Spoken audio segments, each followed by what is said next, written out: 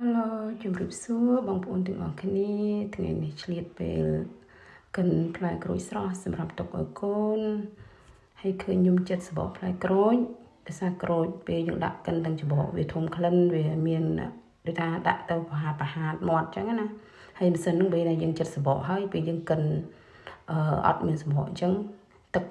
វារៀងផ្អែមឈ្ងុយអញ្ចឹងណាបើមិនតែយើងដាក់ទាំងសបកវាធ្វើឲ្យក្រូចនឹងចេញទឹកដូចធំក្លិនរៀងរបៀបដូចថានិយាយទៅវារៀងពិបាកក្នុងការផឹកហ្នឹងហើយផឹកបានតែគាត់វាក្លិន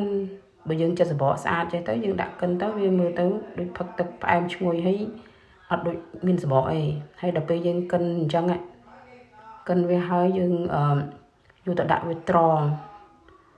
វាអត់ត្រង់ក៏បានដែរប៉ុន្តែគ្រាន់ថាខ្ញុំត្រង់ដោយសារខ្ញុំឃើញទឹកវារៀងខាប់ហើយយើងទុកដាក់ដបទៅវាផឹកអត់សូវស្រួលដល់អញ្ចឹងហើយណាមួយយើងត្រង់វាអញ្ចឹងវារៀងរបៀបទឹកល្អអញ្ចឹងណាអត់ខាប់ដាក់ចូលដបទុកបាន2ថ្ងៃឲ្យកូនខ្ញុំអាសាធ្វើអញ្ចឹង